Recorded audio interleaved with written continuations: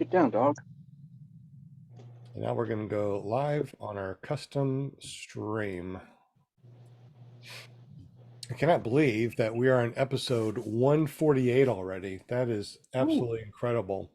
And I love Monday mornings. And we have a huge panel right now, too. So let's go ahead and say hello to everybody in the panel. One of my favorite things to do, of course, is to be able to say hello to all my friends. It's been a week. Oh my God, it's been a week. We're going to start with Jim. Jim Samard from Canada. He runs his very own Care Printing and Publishing, and he is a official sponsor for ClearProp TV and PPG Grandpa's Paramotor podcast. What's going on, Mr. Jim, and your maple syrup spilling money? Well, hey, we got the voting site for the PPG calendar all up and running, so everybody can go and vote for their favorite picks. You can vote for 3 each day, and that's going to go on until the 12th. So at midnight on the 12th will be the last day to vote. So make sure you go there, ppgcalendar.com, and vote for your favorite pictures. And there's some really cool pictures. Okay. Best way to do it is select one, and then you can just go through them all and look at them all in the big size. Oh, I see what you're saying. Gotcha.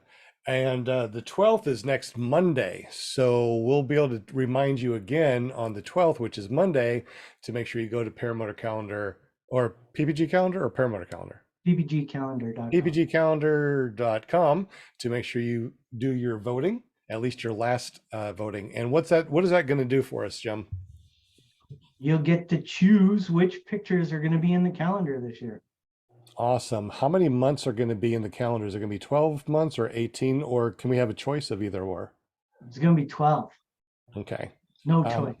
No choice. Darn it. All right. At this time. Okay. No choice. 12 months. And it's going to start, what, January? Yes. Starts for January. All right. How do we go ahead and buy those then, Jim? Well, you'll see on that page that there is a spot there for ordered calendars. Mhm. It's very simple. All you do is you tell us how many you want, you give us your address, and we'll print them up, send you a bill. Awesome. Good deal. Well, thank you very much. Also, you do stickers and decals, right? You betcha. I Good do old decals. decals. Everybody know what a decal is? No. decal. What is a decal? Decal. Oh, there That's how they say decals. They call them decals. I'm telling you, the things and that I you thought I learn, was worldly. the things that you learn, on a paramotor podcast, right? You learn about a decal. Do you have aluminum or do you have aluminum? We have aluminum up here. All right, good deal. I guess that's just Europe. All right, so get up with you at carepp.com. Watch your flying shenanigans at careppg.com and vote on the calendar that's coming up at ppgcalendar.com. Yes?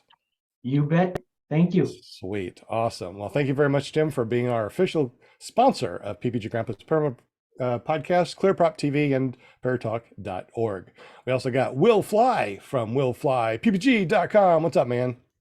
Yo, what's going on? It's Monday night, my favorite show on Monday night at 8 p.m. I wouldn't miss it. I heard that this is the #1 podcast on Monday nights. Indeed it is. This is the place to be. Absolutely. Now, you do a lot of really awesome videos. Have you done any videos, and have you done anything with your paramotorjustthetip.com? Yes and yes, but mostly still working on the van. I touch a video every once in a while, do a little here, a little there, but as soon as the main distraction of the van gets taken care of, I'll be back on it. And what is that actual .com? It's willflyppg.com, or just go to YouTube and search for Will Fly. What's the paramotor tip one? Just the tip. Oh, paramotor tips. I still haven't done anything with that. Paramotortips.com. It goes Yeah, that's what I was talking about, is the paramotortips.com. Yeah, I really should do something with that. I know. I typed in just the tip, and that wasn't it. And No. No, no, that's You not me. want to stay away from that. that was not it. And once seen, you cannot unsee. I'm like, oh my God, what I walk in? It Just Tip was a vaping site for the drip tips for mods, but I guess they're gone now. So anyway, thank you very much, Will. If you want to be on the spinning wheel of winning things, make sure you say hi to Will. We're going to spin the wheel once tonight, but I'm not going to tell you when. And he will get you on the spinning wheel of winning things. So thank you very much for doing that in the background. Also, if you have any questions, make sure you say something to Will, and he'll make sure that you get into the spinning wheel of winning things. We also got Paramom USA, our very own Linda Anderson with your pom-poms. Pom-pom it, there she goes. Hey, everybody. Pardon my voice tonight. I'm all like, head cold, whatever you want to call it. But, you know, you got to show up, right? You know, this is my team right here, and this is where I need to be on Monday night. Thank you all so much for staying with us tonight and everybody listening. It's awesome to be here, and I'm just going to be kind of chilling a little bit tonight, listening to you guys. Welcome, Shane. Thank you so much for joining us tonight. And Thank you for the invite. it's going to be a great show.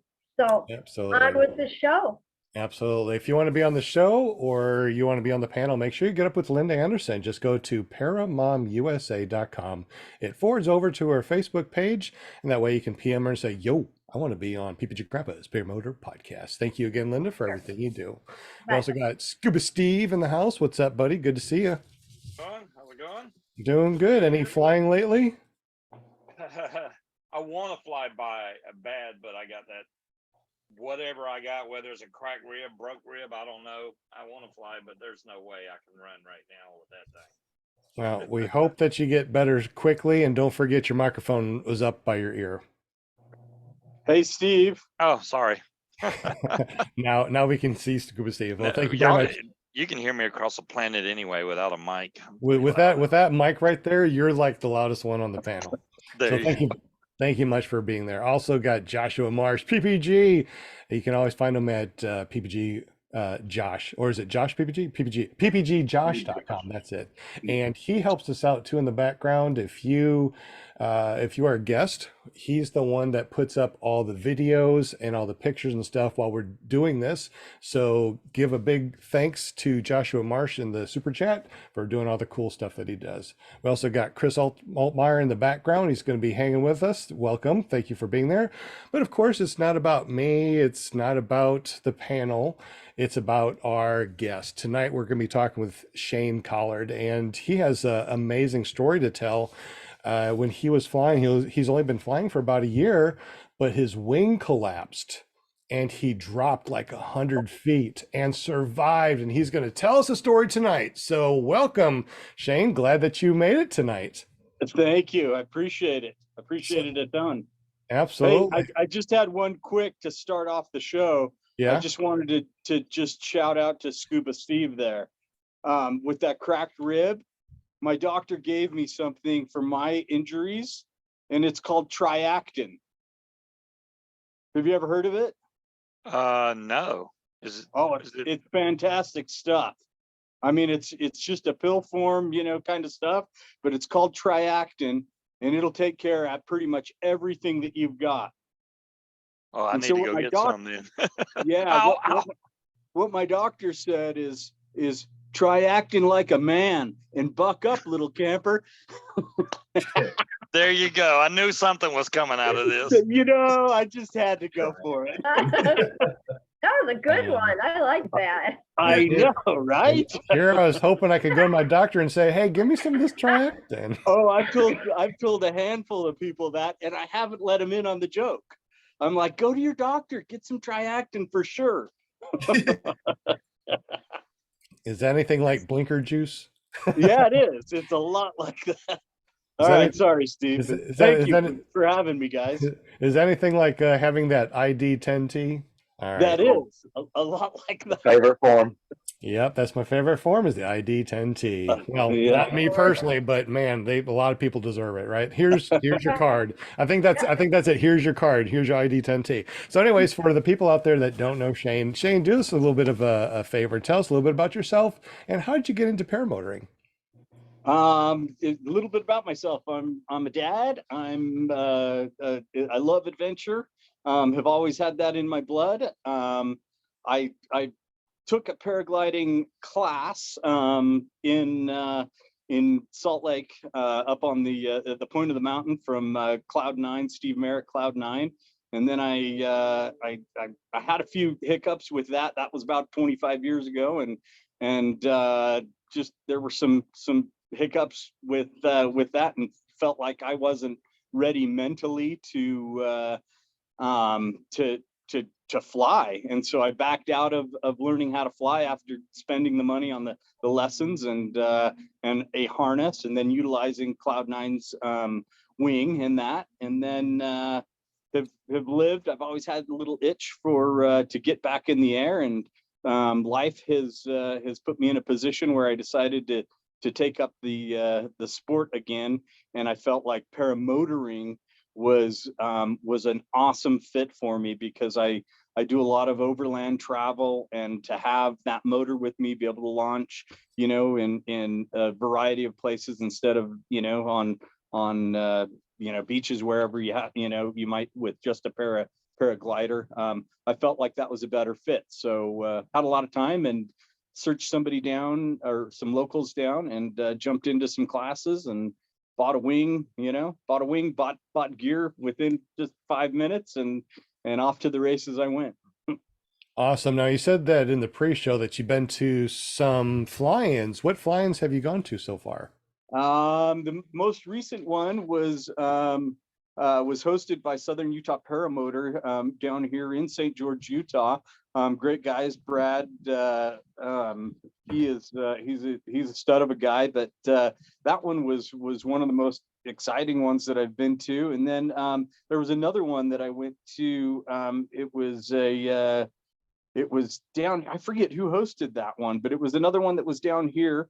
I tried to make it to Salton Sea, but my leg just wasn't allowing me to make that happen. So I didn't get down there, and but I am gonna make sure I make it to the Salton Sea coming up, I believe, in February. Okay, we're looking at some really nice pictures on here. It looks like it's your Instagram. Yeah, thank you.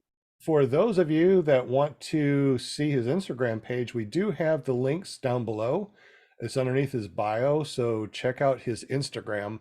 Also, too, we have his Facebook page, so make sure you go over and say hi to him on his Facebook page. You got a lot of interesting pictures on here. Can you see the pictures since you're on your phone right now? Yeah, absolutely. That's my right there. That picture that you're looking at is one of my trips to Baja right there, and that's my squirrel Rocky. Actually, yeah. You have a pet squirrel? I've had a multitude. Once you save one squirrel, everybody finds out, and then any squirrel that drops out of the tree, they decide they want to call you to rescue it and save it. So I've had multiple pet squirrels, and have that last one I was able to release, and he's up north and hanging out in our neighborhood. I can always tell it's him because he's fat as shit. You're like the squirrel whisperer.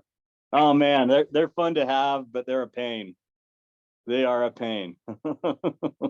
That's funny. Well, yeah. I know at the very beginning of this, I said that you fell out of the sky 100 feet and hit. You're okay, but you had lots of injuries. Can we go through what happened that day and kind of walk through what was going on in your head, what happened, before, during, and after? You bet. I'll try to throw it on the cliff notes, because I could probably talk about it for hours on end. But well, we got an hour podcast, so at least an hour sounds good to me. Yeah. So, well, if my wife was watching, my wife was watching, she'd be shaking her head, going, "Oh my God, that story again." So, but the gist of it is I chose to fly the night before. I checked a handful of radars and spots to assure, it's October down here, it's prime flying weather. We do have kind of some tumultuous, winds that can pop up, and so you have to always be wary of those. But I checked the night before. I checked the morning of. I woke up a little bit late, but our normal fly time down here is anywhere from midsummer, you try to reach out a little early in the 6:37 range. But this time of year, it's an 8 o'clock, 8 o'clock, no problem, launch. And so I chose to fly. I took off from actually not even, I chose to take off from a parking lot because I had nil wind at me, and I was like, okay, well, no big deal. I'll just park my truck and fire it up and go. And so it was actually a road, and where houses were going up, so it was pretty wide open.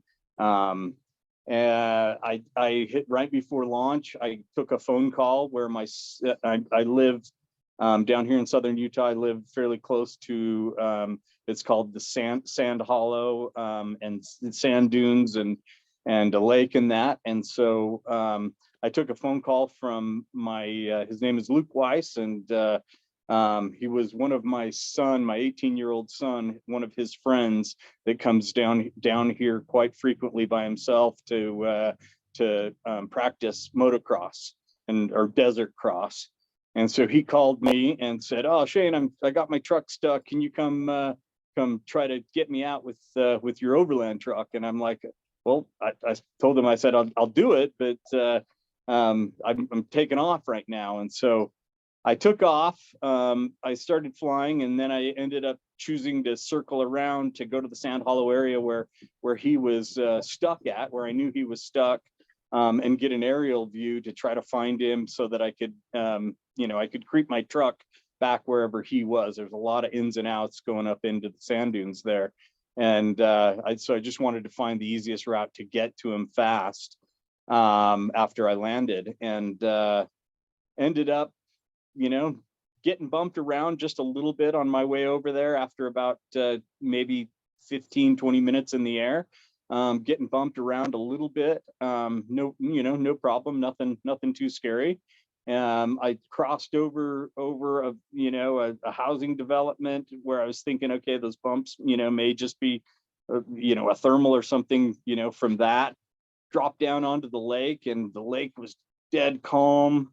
And came up and over the dam, and got about maybe, I don't know, it's probably at least a good quarter mile away from where I crossed the dam, quarter mile to maybe even a half mile.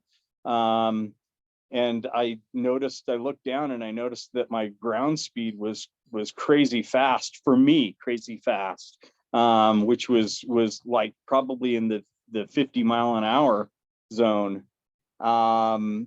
And so I dipped down low. I went up high, and just to see where I was getting bumped with that, and trying to think my way out of out of the way, think my way out of what I was going to do and how I was going to handle it. And then ended up getting to be about 150, 200 feet, right in that range of altitude, and making a hard full throttle right turn because I had a tailwind, and so I pulled into it, and now I had a headwind that was just allowing me to barely creep. And I was getting bumped. Again, I dropped down, tried to drop down low, and I wasn't getting real far out, lady. And I had a golf course in front of me. My intent was to drop down on the golf course, one of the links there, and just land it, pack up, and get out of there. No big deal. And I missed the last link, and so I had a lot of desert in front of me, and ended up saying, okay, well, I'll just land in the desert. And so I eased off the throttle a little bit, trying to drop in elevation, and noticed that I wasn't dropping.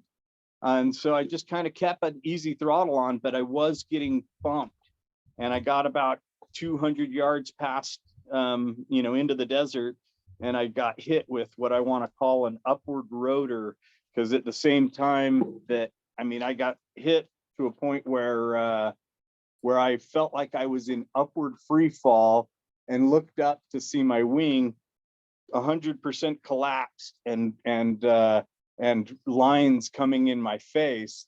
And before the lines hit my face, because I had a split second to think, I had thrown the throttle to try to push me out of it and possibly reinflate, along with pulling my brakes to try to reinflate that way in some fashion. And at that point in time, I was already dropping just split second. I had to basically I knew I was hitting the ground, and so I literally, as soon as I pumped my brakes, I looked down, the ground was coming quick. I killed my motor, brought up my appendages in, and just took the hit out. Sorry, dog's bugging me. She wants to play. Totally understand. My dog always wants to play. Yeah. So Tell us what you broke again. So my list of broken bones were my left radius and ulna, dislocated the elbow, broken left femur, broken hip, 4 ribs on the left side, 1 rib on the right side, broken scapula, 1 thoracic vertebra, and contused lungs, liver, and kidney. Holy smokes. It was, it was crazy. So, crazy. And this was October of last year? October, of 21. So have you flown since then, or what have you done this last year? How long did it take to heal? I have, I was only, this is crazy, but I kept breaking. The funny portion of it is, I guess, is they were giving me so much drugs right about that point right there. After my leg dropped down from being so swollen, I ended up getting up and putting weight on it and rolling myself around. But I ended up, I was so high from the drugs and everything else that I ended up breaking out of the hospital 3 separate times. So truthfully, I only spent 12 days in the hospital in total, because I kept breaking out. Did the doctor write on your leg, or was that your wife? I'm just wondering, because The yes? Did she? Yeah, the yes. Because they put yes and no. Yeah, that's the surgeon. The surgeon did it. Okay, because Yeah, I know the some wives will go in there and put no. Don't mess with this leg. It's the other one. Yeah, no, that was the doctor. That was the surgeon that had gone in and marked that up. So my leg was that crazy, break was massive. That was something serious. Yeah, that looked bad.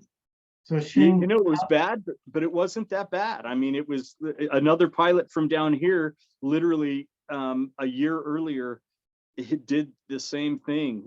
His name is Jeff Hunt. He's another pilot from down here, and I've only got to meet him once, but a great guy. But he got the bad end of the stick. He got the same femur break, but he is still fighting, unfortunately, with that break, because mine was really clean and his was pretty broken up there. And so, I mean, like I said earlier, I've got to be insanely thankful for everything that happened, and that I'm back on my feet and back flying and back, enjoying my life, at about 80% of what I did previous to the accident. So Shane, you fell from about 100 feet into About just shy of like 90 feet. Okay. And that was based on my air, my controller there, that's kind of said this and then a straight line to the ground. Okay. And I've seen something like this happen in person a year, maybe 2 years ago now, and very similar. He was turning. He was about the same height, close to the ground, and as soon as he turned, as soon as he turned upwind is when the collapse took place. And pretty much the same, similar injuries, you know, not quite as severe as yours, but there were some similarities. So, I mean, when something like this happens, obviously it's got to affect your, you know, how you think about flying, maybe rethink things or whatever. So I guess the question is, how long after this happened did you want to fly? And then how long was it that it took between you actually flying? I know you said you flew, so how long, what was the time in between? That's a great question. So I mean, I had visions of grandeur. I've always been hey, let's do it. Let's get after this shit. Let's make it happen today. And so I think Brad teased me because I think I quoted a 6-week time frame after my accident that I was going to be back flying. And everybody laughed at that, and you know, but I was serious. And so I had visions of grandeur, but I think it was just at the 6-month mark that I actually got back into the air.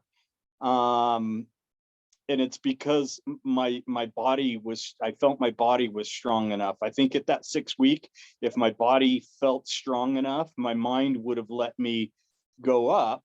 But it was really close to that 6-month mark where I ended up making it happen with a limp in my leg and with pain in my leg and you know, that 280, you know, I'm not going to say that I'm in love with it, but that tornado, but with my size, it's got a lot of power. And so I don't have to take a ton of steps in order to get off the ground, even with nil wind. And so, but it's a little crazy because previous to this, I forgot what fear was. And now that I'm back in the air, I've got a very, very healthy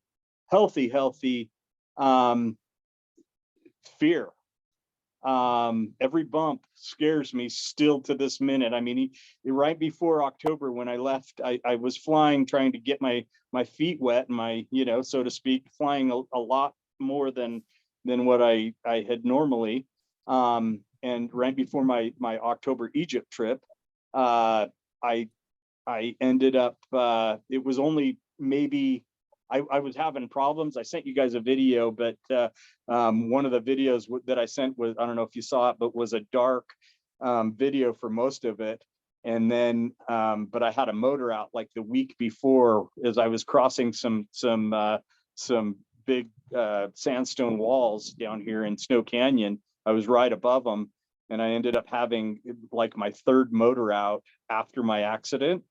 My motor just was giving me problems, and so I've gained a very healthy fear of being up in the air, and have it's widened my vision of how I'm flying, how I fly, and what to do and what not to do, and So and you obviously are flying more cautious now. Do you think that since October or when you started back flying again that you've relaxed any, or every day that you fly now, you still have that same jitter feeling like something could happen at any second?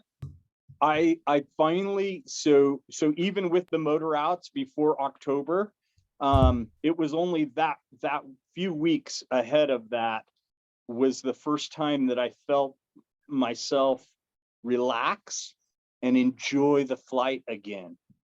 I'm definitely a worse pilot than I was before, because I'm a lot more rigid, and my turns, you know, my turns are a lot less aggressive. I was doing some fairly awesome wing overs, you know, some fun wing overs and things like that before.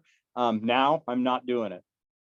That picture right there that you just saw was the only picture I've got of me being on the ground, and that's my "am I gonna die" face, because my helmet got knocked off and I had my GoPro on there, and for some reason I was worried about that my battery was going to die on my GoPro, so I reached over and I hit the button, and I was looking at the button.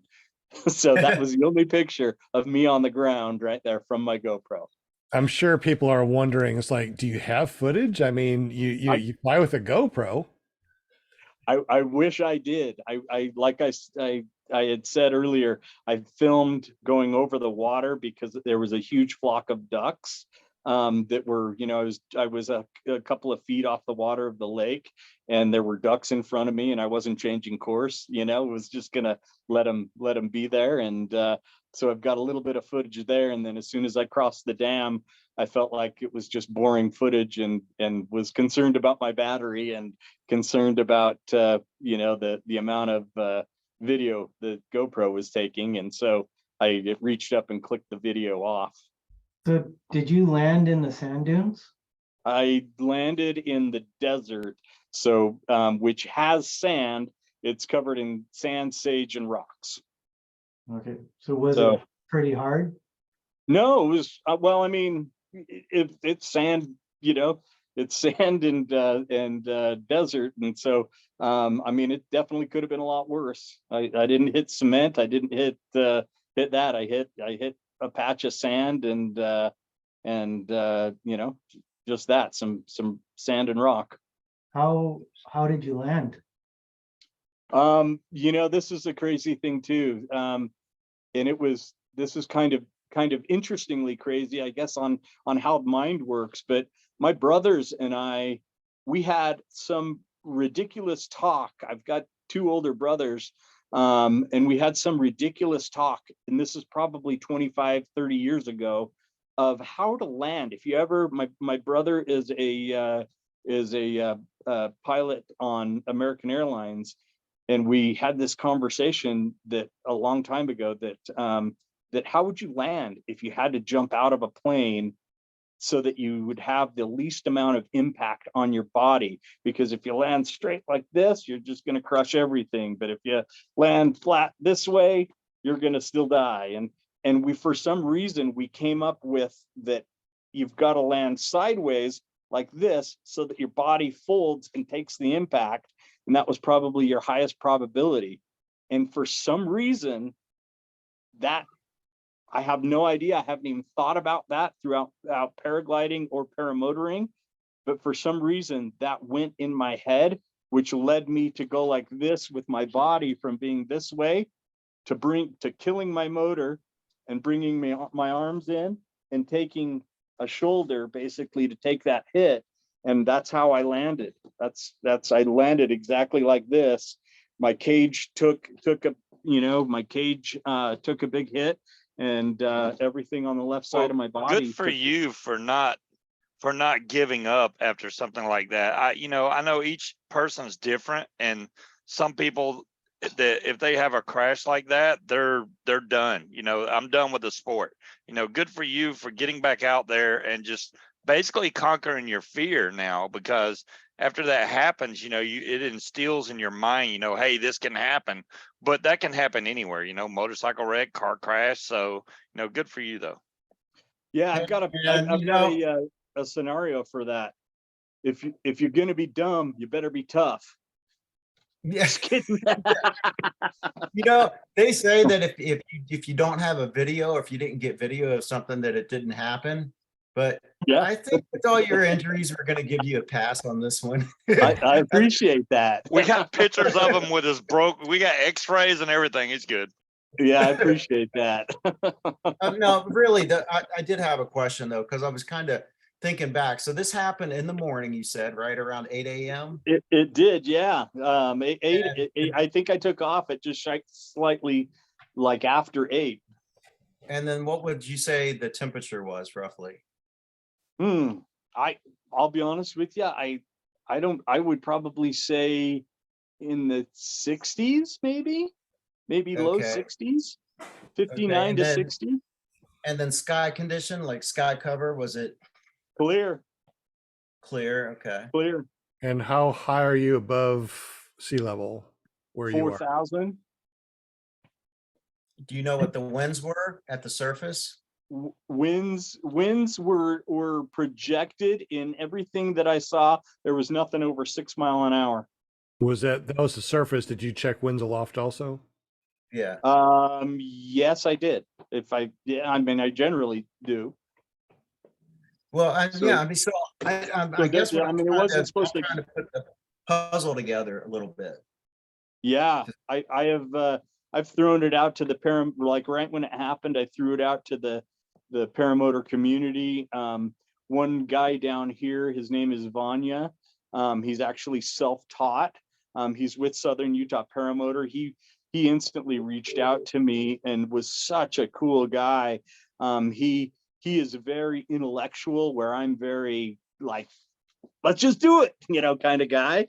And so I really appreciated him calling, and he researched some stuff, and we talked about it, in depth, to try to find out, well, man, was it an upward rotor from this? Because there was I went in between this valley that's kind of known for some shitty winds.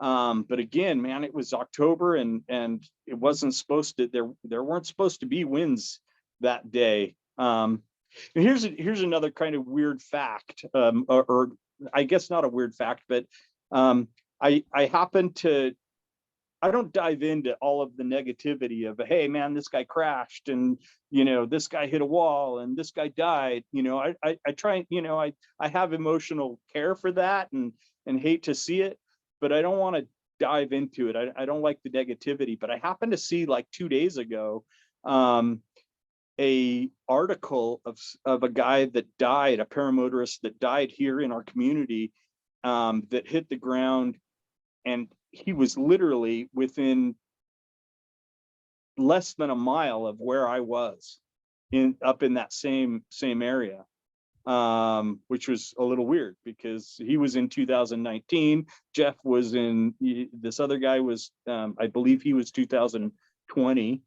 and then I was 21. So 1 year, kind of in this vicinity of I don't know.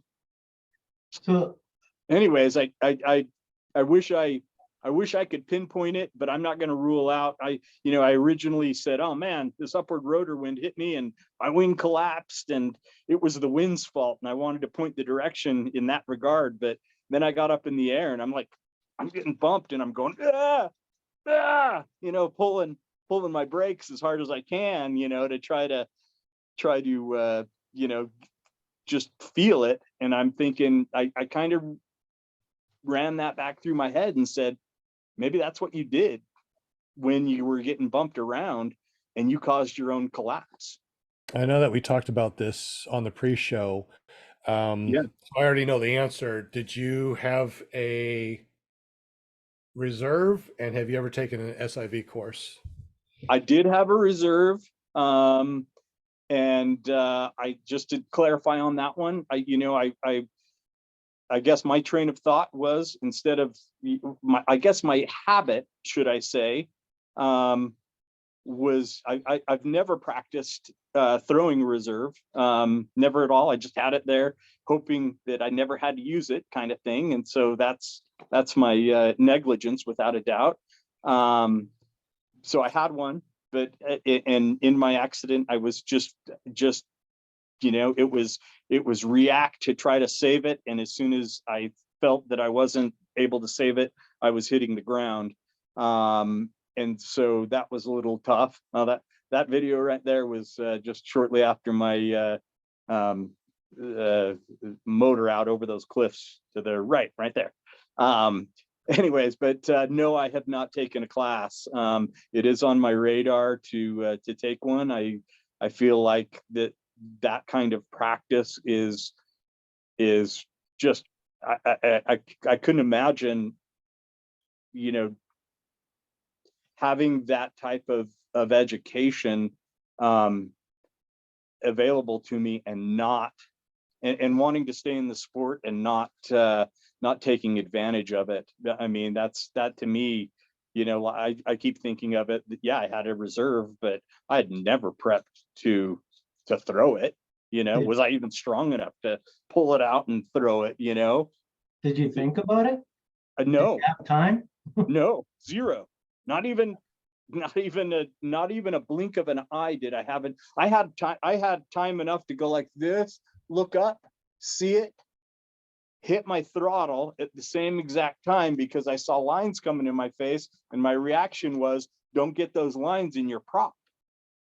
Throttle out of it and try to push that way and open it up. And at the same time, I was grabbing those brakes and yanking down on those brakes with a full throttle, and I saw nothing.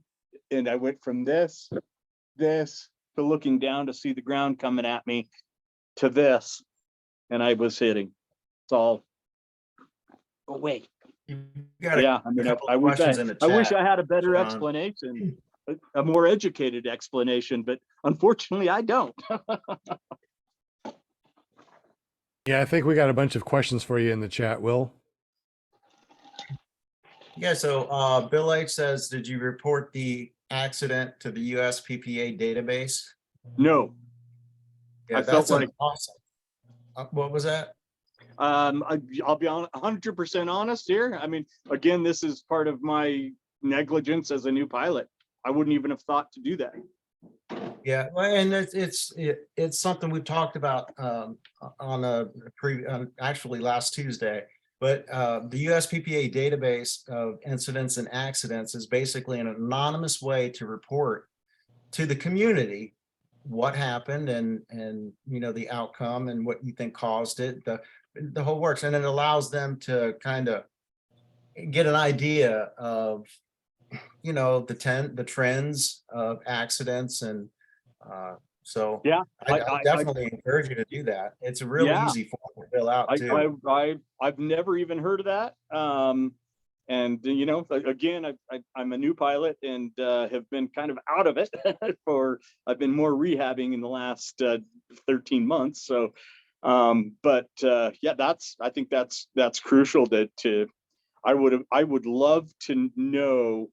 I would give anything to have had a GoPro on or a 360 to be able to tell me exactly, did you cause this, Shane? Did you cause your own collapse? What did you do wrong so that you could have got yourself out of it even at low elevation like that? I really think that after you take an SIV course, I think you'll be able to come back and tell us in more depth what you really think happened. Because when you go to an SIV course, you collapse your wing, and you'll be able to see what happens when it uncollapses. And one of the things that we're taught is that if you do have a wing collapse, is that you pull your A's down, you recollapse it, then you let it up and it opens up for you. And we've done that a couple of times in the SIV class. So you were what, a year into paramotoring when this happened?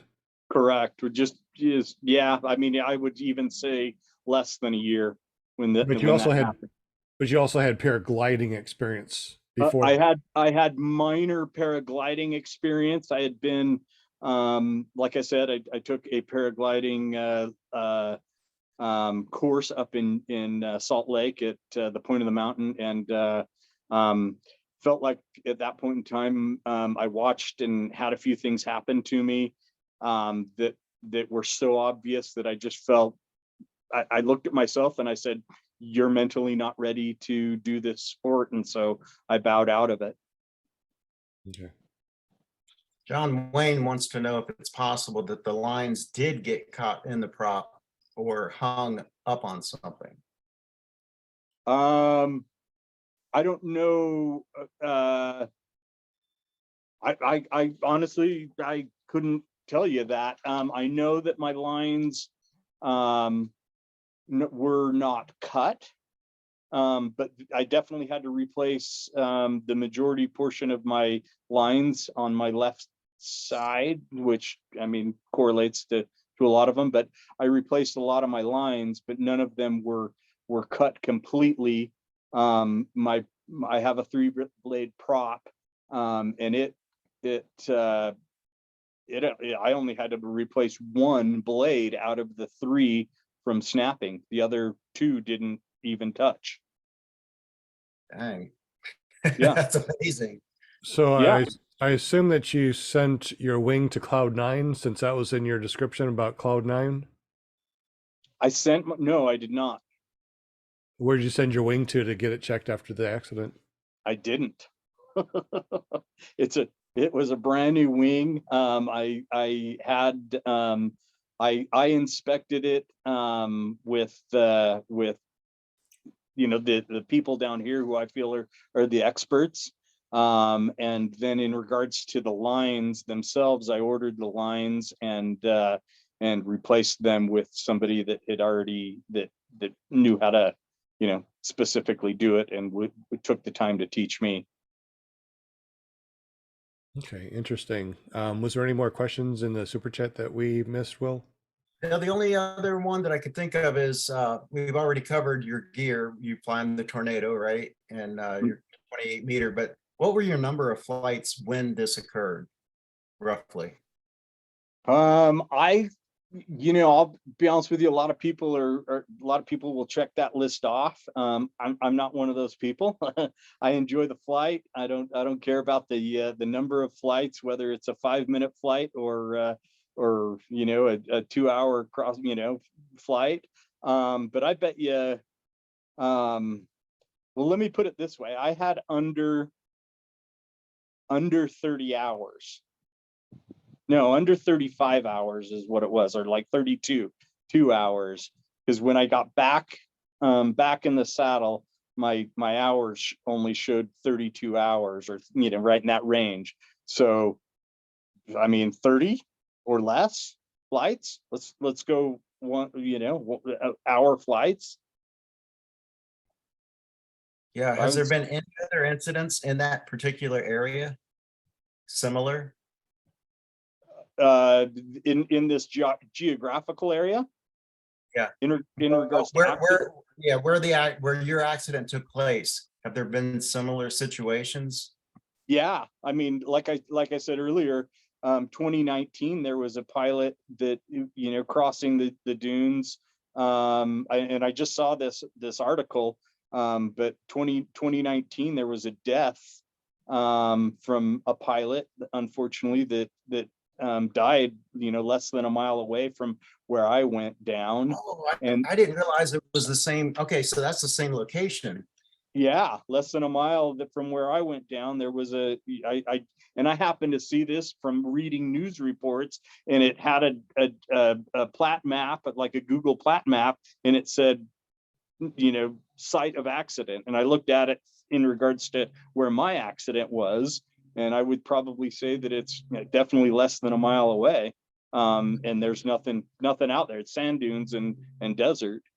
And then this other gentleman, Jeff, he had another accident, which was geographically in the same St. George area, if you would, St. George, Washington area. I mean, as the paramotor flies probably a 9-mile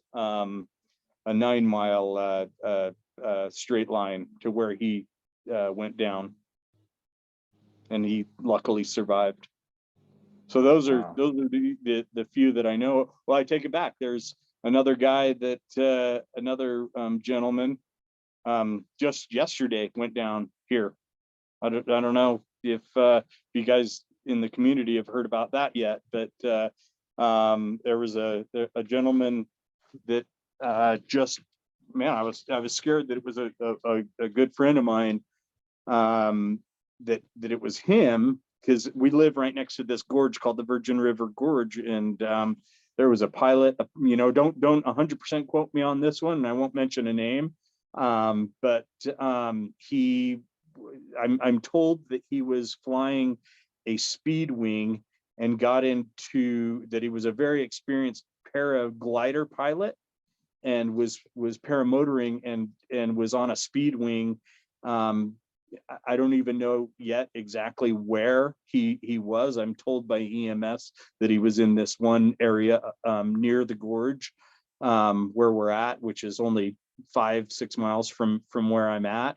And he went down yesterday with and he's got spinal injuries, they thought that he was paralyzed for a minute there, but it was just numbness. And but he's got some broken bones. So yeah, there's been a handful of injuries, here. I mean, like I said, the weird coincidence was just yesterday. So yeah. So Wow. prayers going out to that guy. He was sent here to Dixie Regional Hospital. And then my understanding is, and again, don't quote me on it, that he got transferred by helicopter to Las Vegas, to a hospital in Las Vegas that could better take care of him. But he's Shane, alive, and I know he's not paralyzed. Let's throw the hands up for that. yeah, that's really good, really good to hear. Yeah. I was wondering though about your situation. You landed, you broken legs. How did you get rescued or get to the hospital? Like, what happened after the accident? So kind of funny because I was flying alone. I did have my phone on me, and I also had an emergency beacon on me that I had. But so I hit the ground, and I must have passed out. I must have been knocked out in some fashion, because I woke up and I remember myself groaning and really trying to breathe hard, like I was going, like trying to breathe and groan, and I was trying my damnedest to get like situated and rolled around enough to unhook my harness. But I was I remember a lot of pain as I would try to move. And so I ended up taking my phone out and calling, instead of calling EMS, I called here at my house. I had a Washington sheriff living with me, and he was moving from here in St. George, or the hurricane area, to Texas. And so he was a little bit in between houses. His family was back there, and he was living here with me. And so I said, okay, well, I know if I call this guy, he will know exactly where I'm at. And so I chose to call him first instead of dialing 911, which again, I'm an idiot. But I probably would have called my wife too before I called 911. So I mean, I understand. I mean, yeah. So exactly. But I called him, and he's like, Shane, his name's Dave Kraus, and so I called him, and he said, Shane, he says, I left yesterday to go to Texas, and so I'm in Texas. Do you need me to call 911 for you? And I'm like, oh, no big deal. And this was after I had done my own EMS self-assessment, and trying to knowing I needed help, but also knowing that I had a conscious mind and I wasn't bleeding out. I didn't feel like I was paralyzed or anything like that. So he called, or I was on the phone with him, and then maybe I was on the phone with him for 2 minutes at most. And then all of a sudden I poked my head up like this, and this golden doodle comes running over to me and is licking my face. And I'm like, oh, you're a good boy. Oh, you're a good boy. And and I see its owner come running at me. And he goes, are you all right? And he's got his phone up. And I said, no, I'm totally fine. And he goes, really? You're not fine. I remember him screaming at me, you're not fine. I'm calling 911. I said, and I tried, it was funny because he was panicking a little bit, and I felt like I had my wits about me enough. And I had to physically calm him down, because he was looking at me like, oh my God, this guy is gonna, this guy's gonna die. But yeah, it was it was slightly amusing. He was a hell of a guy too. He ended up sending me a get well. He was having a party down here, and there was like 20-30 people at his party, and ends up sending me a get well video from everybody in the party, and was a real great guy. So he ended up calling 911, and they stayed with me. They showed up, and I was a real asshole for some reason. They're wanting to, I had a Ghost Whisperer, a jacket like this on, and I'm like, God, this is a $300 jacket. Don't cut it. I was telling EMS not to cut it. I'm like, yeah, we can do this. I'm like, okay, here's what we're gonna do, and had them pull my arm out, this way, and I slid it out this way because this was a broken arm, and then they hit me full of morphine, and I'm laying on my back on the backboard with the C-collar on, and I'm sitting there trying to meditate and just trying to let them do their jobs after they got me out of my harness and on the backboard, and I happened to hear the heli coming in, and I went like this. I looked up and I saw the heli, kind of coming this way at high altitude, and I looked over at the main paramed, and I said, "Is that heli for me? Are they coming for me?" And he says, "Yeah." I said, "No, call it off." I said, we don't need. I said, "I'm good." I said, I don't need a heli, and I'm thinking, I'm not paying for that. Yeah. Did they offer you any of that medicine you were talking about? I literally called off my own heli ride and made these like 6 guys tout my, carry my fat ass out on the backboard. They literally had to put me back down because they were walking through sand, and 6 of them carrying me. You didn't go on the helicopter? No, they put me. I called it off, and they did what I said, and hauled my ass out on a backboard and put me in the ambulance. Well, you made them work for their money. That's nice. I really did. Wow. I really did. I was, yeah. There was some weird stuff going on in my head, apparently. Well, I don't know. I think I probably would have been in the same state of, I've done stupid things like that. No, I'm not paying for that. There's no way. Yeah. That's how And cheap then I am, I guess. And then I find out it was free. It's like, Yeah. Yeah. So dumb, but and then my son, I had called my son. He was down here with his friend, and I guess some more of the amusing parts is that they had, once they got on scene, they were, he drove his truck back. I'm like, okay, so grab my wing and grab my motor, make sure that you cover everything up and stuff my wing so that it doesn't get ripped, and was telling him how to do everything instead of just going with it. And they're going like this. They're taking selfies for their social media that says "dead dad," and so it was my son and one of his friends, and they met me at the hospital, and I'm all, I'm lined up with everything, and I'm finally coming to my faculties and understanding how badly hurt I was, and this one of my sons, who was they're both, this son was 17, and he was down here riding motorcycles with a buddy of his. That friend of his was taking selfies with me in the background, and he's like, "Oh, Drew's dad's gonna, is dying." And for Father's Day this year, in his graphic arts class, he created a mug for me that was a picture of me in the hospital with Jared going, clicking. So I thought it was pretty funny.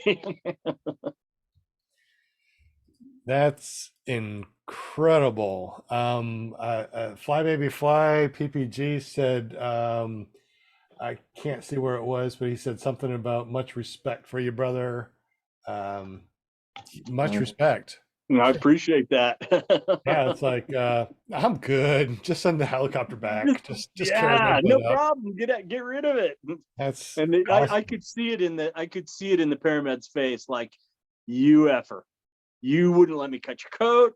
Well, first of all, Hey, Shane, what was the name of that medication you were talking about earlier? the one that got me through everything. Triactin. It's Triactin. Triactin. Yeah, Yeah, it's Triactin. Yeah. I took a lot of that I love apparently. it. Wow. So you guys, if you always make sure you have some Triactin with you, Yep. if you're going to Comes in have, all sorts of forms. I've heard it's some really good stuff. Yep. Wow. That is crazy. Will, did we miss any questions in the super chat? Or we, There was yeah, Sorry. well,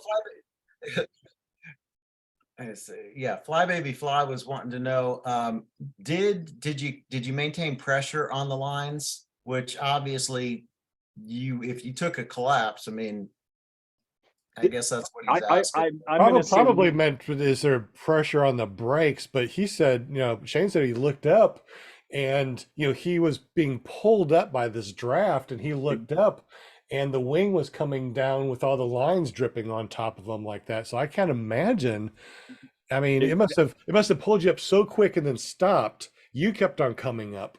it felt like I got hit with, it felt like boom, like instantly just got lifted, like my spine, like getting like a roller coaster ride almost, where you get pushed down into your seat with the G's. It felt like I got lifted so fast and I was like, what? And looked up and that's all I saw. I saw the wing folded, tacoed and center taco. And I had lines coming at me in my face and felt kind of that euphoria. Right. So that's when you killed the motor, right? You saw the wings. That right there was when I actually floored the motor before I had those in my face and tried to pull out of it and pump my brakes at the same time. And it was like no avail. I spun is what I did. And maybe when you cut the lines there, I'm guessing they were already almost in your face. And then hit the gas, you probably cut the lines then. I'm guessing. I'm thinking that too, because also too, you have that torque. And if you're up like this and you gun it, you're gonna, have that torque effect at that angle. Yeah. Yep. Wow, you are so lucky, my friend, to be alive and Super telling us your lucky. story. I'm just crazy lucky. Yeah. But I celebrated. So the good news, just super quick, because I know it's probably coming to an end here, but super quick.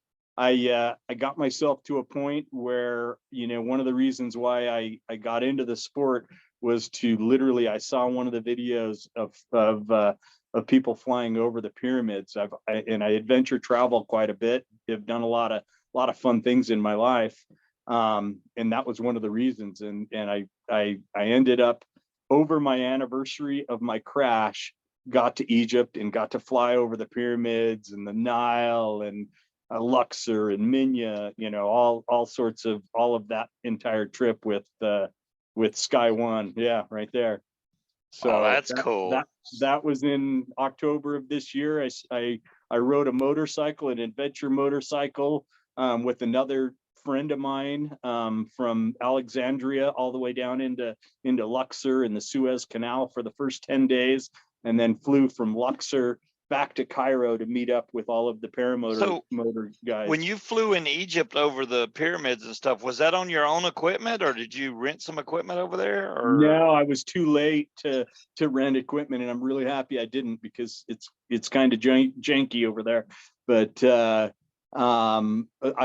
ended up packing everything of my own over there. Oh wow, I'd be scared to put my stuff on a plane, but okay, cool. Yeah, I was too, but I learned a lot from doing it, and it was a pain in the butt coming back, because I had to unpack and repack and do all these things to get through each security checkpoint, and I was tired. My limbs are tired. My limbs are still insanely weak from the wreck, but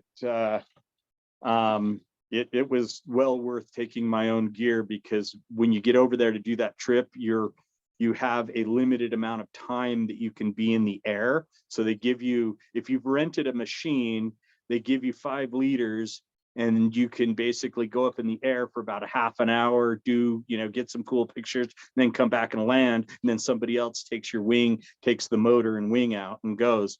Where I can buy as much gas as I wanted and fly as long as I wanted over there with my own equipment. There's one more question there, Sean. See, was Para Ninja wanted to know how sharp and deep the dunes were. Yeah, that's it. Yeah, I remember that. Okay. Sharp and deep the dunes. Tell me. Oh, I guess how tall were the dunes? Right. Was So- it was it so- just so was I it kind of wasn't- flat like the beach, or was it like really No, duny? they're definitely, so in that area, should I say, they are some steeper, it's not a huge expanse of massive amount of dunes.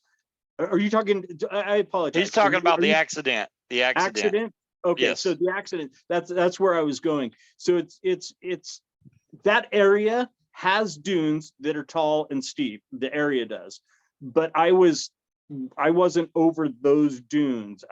This whole geographical area is a desert, and anywhere you go here within a 30-mile area, there's sand. And so it can be flat sand and it can have dunes in certain areas. So that to answer the question, I was at least a mile, maybe less, away from maybe a half a mile from any significant dune. I was going towards the set, but then I made that right-hand turn and started coming back and going away from them to the flat golf course area, which sand is there, but not dunes. It's just flat desert.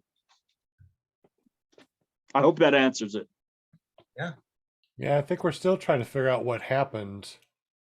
I mean, that just sounds strange, especially if somebody else in the same area had the same thing. I wonder I mean, it sounds like it'd be cloud suck, but you said there's no clouds. You weren't up to cloud base.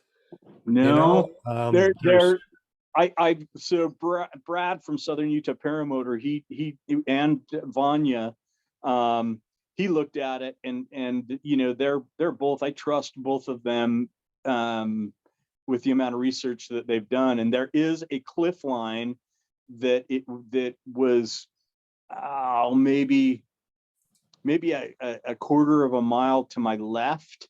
And then you've got the dam right there. And so I was kind of in this funnel of desert right there that I didn't really have a whole lot of choice of going through. And so our thought was, or their thought was that it's like a valley, and then on this side it's a raised a raised plate, meaning like plate tectonics kind of stuff. So it's a raised plate like a cliff line that goes like this. And then it goes into desert over here, and then the lake way over here. And so the thought was that cliff line and that valley right there, which is quite tumultuous right there, that wind came in and popped me in some fashion. You were in the Utah Triangle, because I was thinking, you got the Bermuda Triangle. You were in the Utah. I can't believe I was thinking that in my head. Then Plainfield said, "Oh yeah, he's in the Utah Bermuda Triangle," and I was like, I was just thinking the same thing. I see. Well, could be. I see John Wayne also said too, accelerated prop may have caught the loose lines and prevented inflation, because you are flying the Ozone Spider 3 28 meter, and I've flown a Spider before, and I've flown a Roadster, which is the heavier cousin of the Spider. And those things, they open up so quick. I mean, I went to an We're SIV. almost done. Sorry, go ahead. Oh, sorry. So I know that they open up pretty quick. So I'm still lost at what possibly could happen. I guess we'll never know, but the big thing to think about is that you are safe and you are flying again. So definitely, thank God you're okay. Yeah, I'm thankful. I'm grateful. I'm grateful to all the people that helped me through my recovery. especially to my family, man. I tortured my my immediate family, my kids and wife, and then all the people that have helped me along the way to just simply get me back in the sport and get me back, encourage me to open that wing up again and try it. So, and deal with me canceling on them because I kind of pussed out. So I did that Try a lot acting, for the last try year. acting. Right. Yep, Yeah. I Take did. some. I was like, I'm gonna wake up at 8. What kind of excuse can I make? Because I don't have any triactin. Wow. Unbelievable. And I just looked at the time. I cannot believe we've been talking for an hour and 10 minutes already, hour and 9 minutes. Unbelievable. I mean, this just went by so quick. Good. Lots of questions, a lot of super chat going on here. Will, can you say hi to everybody in the super chat? Because I've been trying to look at the Hi, super everybody in chat. the super chat. And of course, that That's I should have good. known. I should have known Will was going to do that. We're Yeah, gonna be yeah, we're gonna go be spinning ahead. the spinning wheel of winning things. Will, if you want to say Yeah. hello to everybody, make sure that everybody is on Winnie, Winnie. the super or the spinning wheel. All right, so we got Bonnie Sullivan Franz, Bill HDP, Plainfield PPG, John Wayne, 555, Travis DuPont, PPG, the other Nick, James, CT Fly, Tommy Sutherland, Never Trust a Skinny Chef, Hey, Shane, Tommy. Para Ninja, Robert Taggart, Zach Colliard, Michael Jasper, Fly Baby Fly, your Dankies, what's up, man? Chris Altemeyer, Thank you. How Mike you Thompson, and Just Want to Fly. Awesome. Hey. I think I saw Dave. earlier in the show that 555 said something about he did the same thing as Shane did and fell out of the sky and hit. We might need to get up with him and find out what his story is in the future. I too. totally missed that. Wow.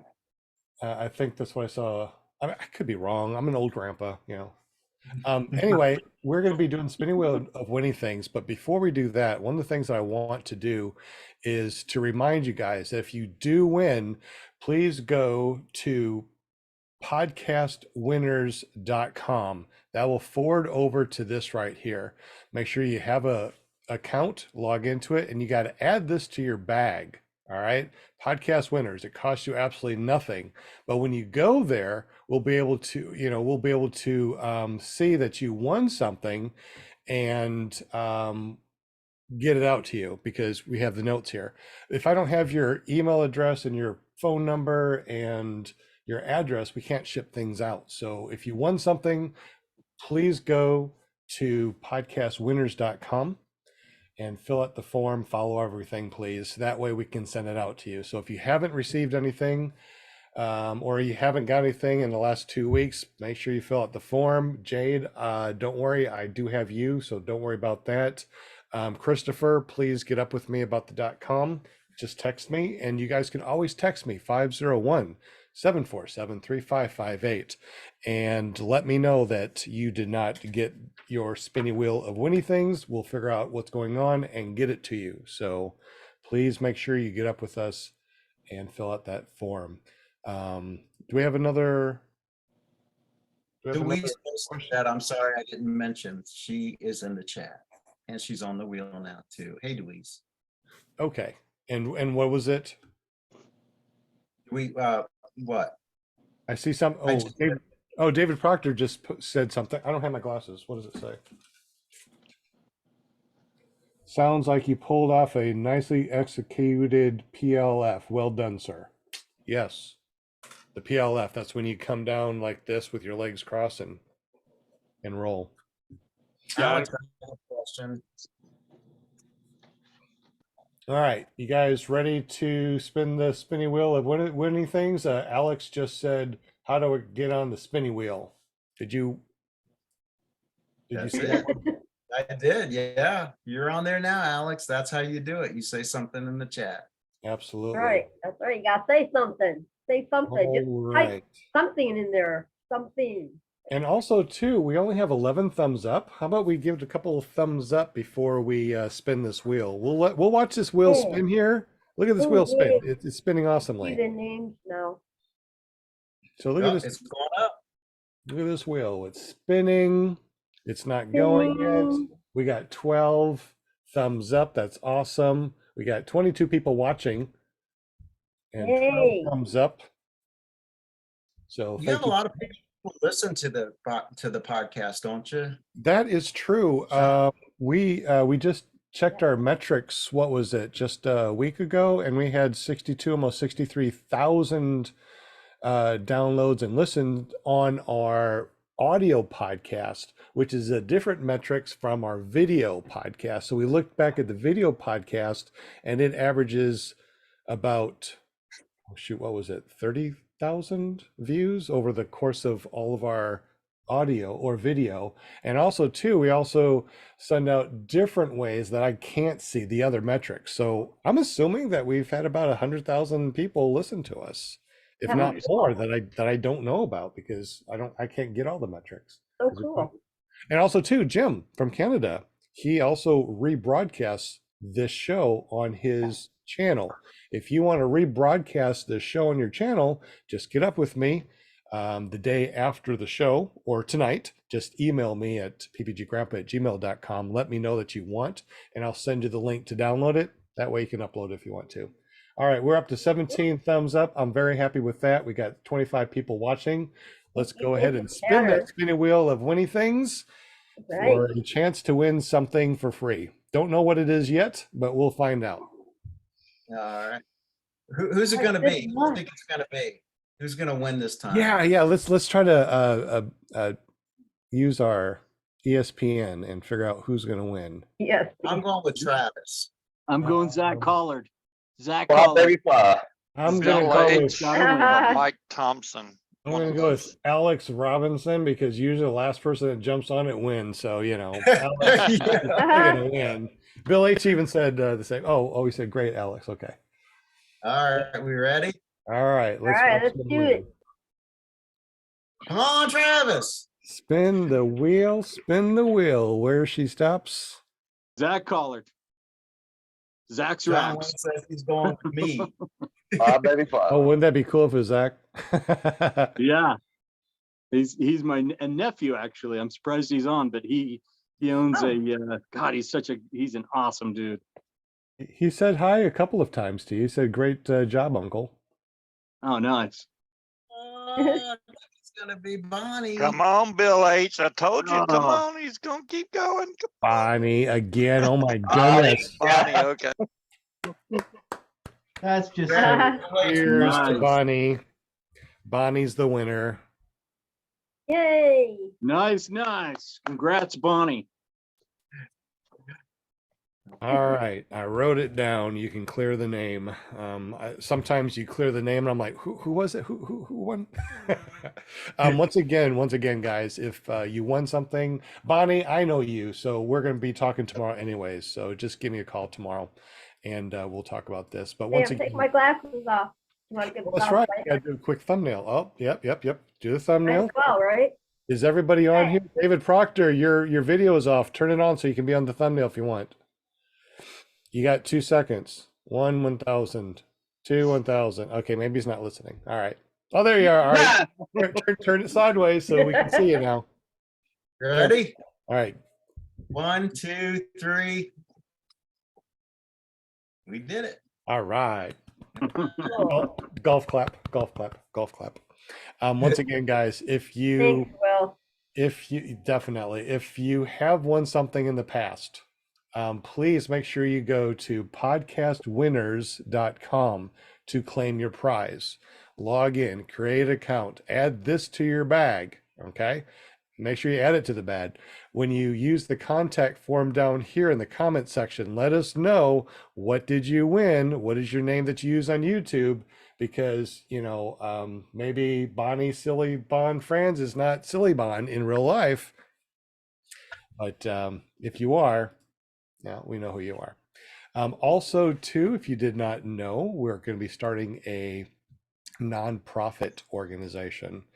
And in the description down below, you'll be able to see it says runtothesky.org. We're not sure if that's going to be the actual name of the organization, but we have some really good organizations out there. Resurgence PPG, Project Airtime, really good. But what we want to do is we want to bridge the gap.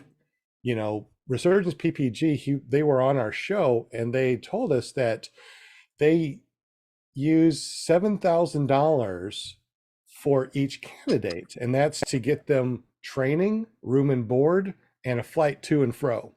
And they get no equipment afterwards.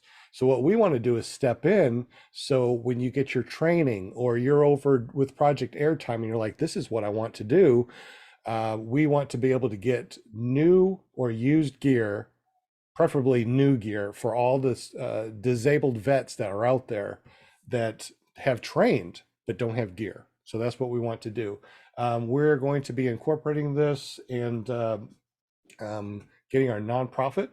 So we do have, if you go over to runintothesky.com, it'll pop up and there'll be some QR codes that you can donate to.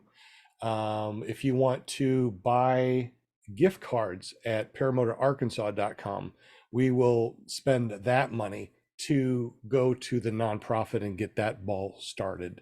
Anyway, oh, one more thing. DP donated $10 in the super chat. So DP, thank you very much. Also, my friend, give me a call tomorrow if you get the chance. I got something for you. Thank you, DP. Let's love. And thank you very much, DP.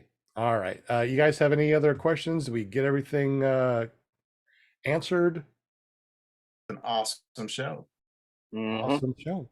All right. We can continue talking on our after show. If you guys want to join us here on the panel and chat with us for the next 10 minutes or so, you're more than welcome to. And thank you very much, Shane, to share your... What's that? Show tomorrow night. Thank you very much, Shane, for jumping on the show and telling us this incredible story. And you are healthy, you are alive, you are flying. We're so happy that you're okay. Yeah, I appreciate it. I appreciate the opportunity, and hopefully, you know, somebody can learn from my mistakes. You know, which I guess the learning method would be, you know, hell, I don't know, take an SIV class. You know.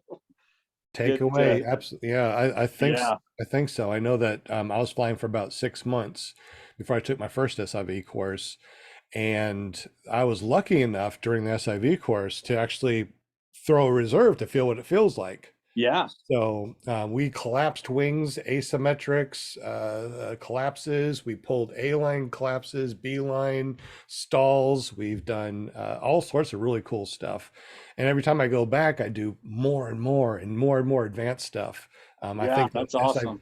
I think an SIV course a year is pretty good. I mean, you know, and every time that you get a new wing, go to the SIV course with your new wing, because that makes sense. Every class that I went to, I brought my newest wing for that year because I like to buy a new wing a year. Who doesn't, right? I mean, we're paramotor pilots. And I always get the 28 meters, but I went from a Spider, I'm sorry, the Roadster 3.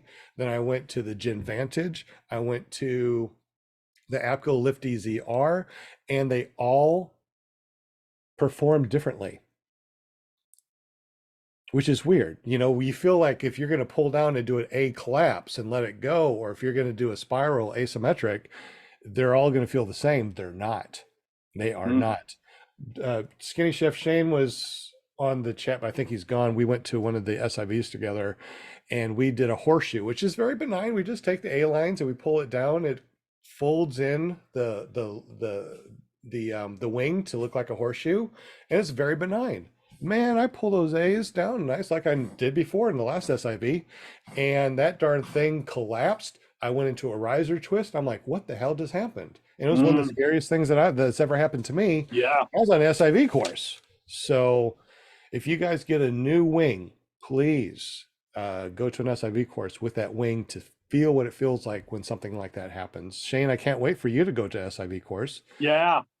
I didn't mention this in the show, but I was using Egypt, my trip to Egypt, to either stay in the sport or just use that as my bucket list, checked it off and leave it. But you know, I keep gaining health and strength and confidence back. So I'm in. So I'm going to, you know, my next step is to you know, to start some of that better training, you know, smarter training, should I say. Absolutely.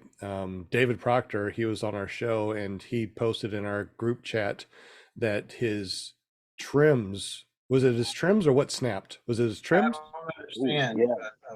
His trimmer snap. So Yeah. it means a line. No, think I I saw no, the that. actual trim, the actual part of the risers. Oh, really? Yeah. Like recently, right? Yeah. And Yesterday. he had to balance out his other trim in order just to land. Yeah, he said that he came in hot. Yeah. There you are, David. Let me see if I can find the picture and I'll pull it I am up. so glad that you Yeah. are okay too. Holy crap, that scared the crap out of us when we saw that. Yeah, that was a little sketchy. Little. That's crazy. And too bad Shane didn't have his thing on his GoPro. That would have been a Tucker got video for sure. Yeah. But we're glad that you're good, Shane, and David. Thank goodness that you're good too. And all the mishaps that we've all encountered, I'm glad that we're all safe and alive. And Yeah. prayers to Joshua Marsh and his family. We definitely love you, and I appreciate that. Prayers. Yep, been definitely. that's man. So this is the trim that snapped. Holy smoke! I mean, Wow. and it was fine when you did your pre-flight, right? I mean, everything was fine, and then it just snapped. Were you doing like barrel rolls or something? I mean, how did that just snap like that? It wore over time. There Oh. was a little bit of wear on the trimmer before I took off. I saw a little bit of fraying. I just didn't think it would be a problem. It didn't look too bad. But yeah, about 45 minutes into the flight, no major G's, a couple of flat turns, a couple of wing overs, but no barrel rolls or infinites or anything crazy. But yeah, it just snapped on that side while I was flying it. And I had to asymmetric brake and pull down hard on one side to keep it flying straight and bring it in and land it. Damn.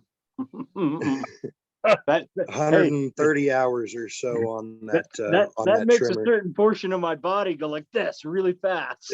Man.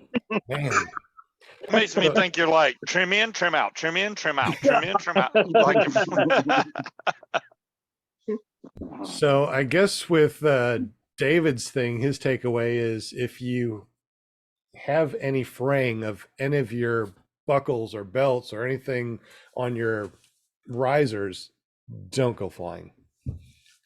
Shane, you didn't see anything with your stuff when you did your pre-flight. It just looked like a normal flight and everything was good, huh? Yeah, I mean, like I said, on mine, under 30 hours on the wing and equipment. Interesting. There must have been some sort of something. Josh, are you leaving us?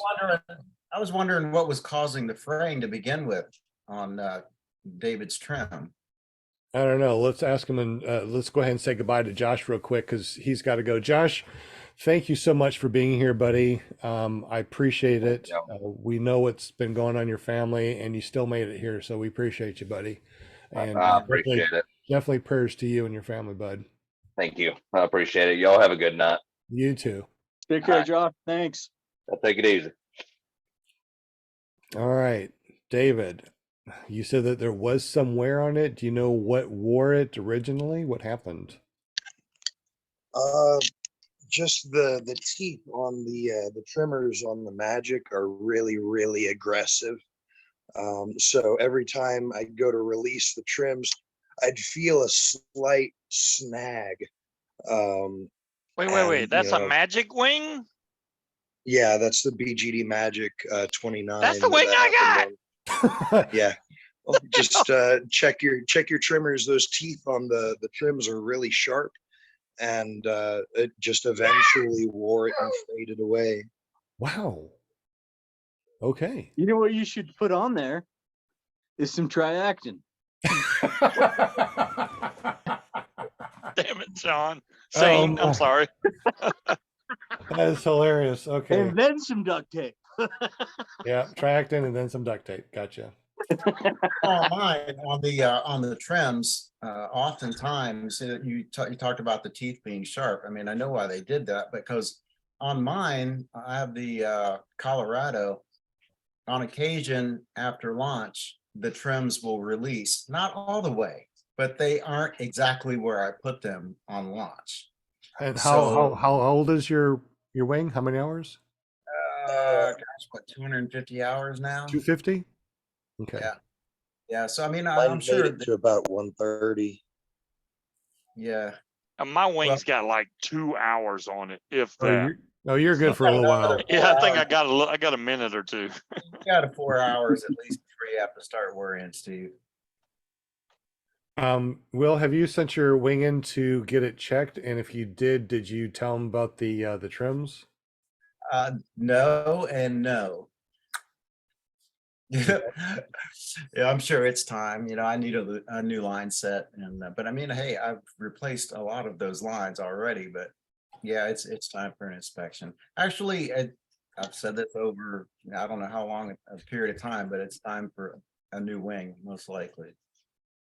So, Well, there's still that Black Friday sale going on over at Paramotor, Arkansas, where you get $1,000 off your wing with training.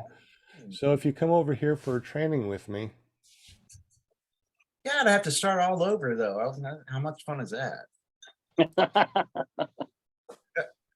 Well, I got a silly question, because I always hear you guys talk about trims and lines, and I'm sure there's people out there like me, like, I don't understand what I, like, if I walked up to the wing, I'd be looking at it and going, okay, what's the trim, what's the line? You know what I mean? What are the lines? Like, do they all, when you buy your wing, It's it's all really there, hard to, the trims and the lines are all ready I to go? actually have a couple of wings here. So let me go ahead and Yeah, the show trims you. are kind of like a seat belt. They're the adjustment that changes the angle of attack on your wing. So whether you let your trims out or in, it's going to change the angle of attack of your wing so that you either go faster or slower. So if you bring your trims in for takeoff, it's going to be slower and give you more lift. And then that way, when you're flying, you can let them out to gain speed, or to land also. You'll have that speed, which helps you land so you can flare better. It's like adjusting the flaps on an airplane. If you've ever looked out an airplane and looked at your wings on landing, how those flaps at the tail end of the wing adjust this way.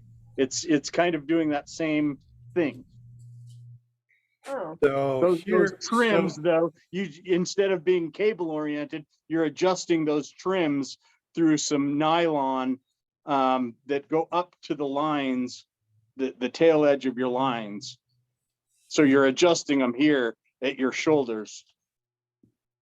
all right, so let me go ahead and show you real quick. I do have wings in here. I think I only have 8 wings in here right now. The others are out there. So on this one, this is actually the Roadster 3.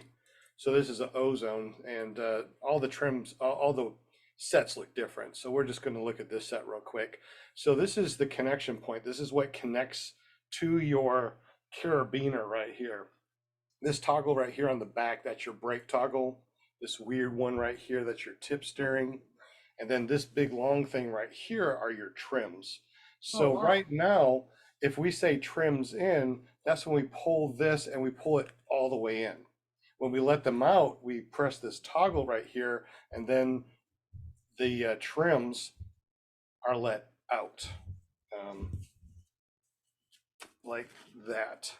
And these are the teeth that David Proctor was talking about, or was that Will Fly was talking about?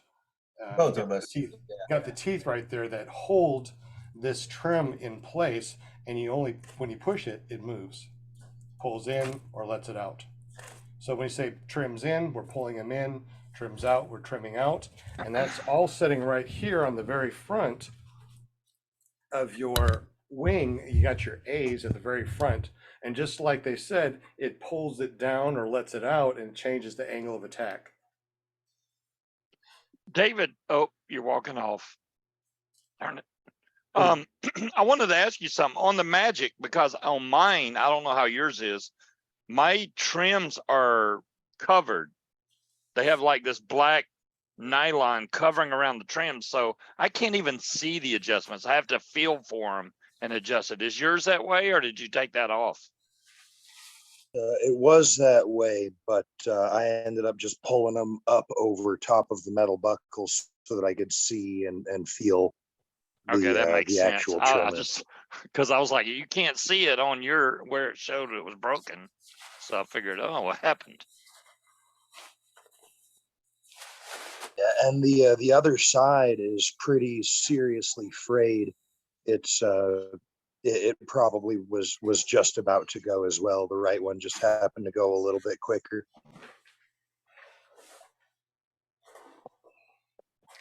Very interesting. We Well, Sean helped me out earlier.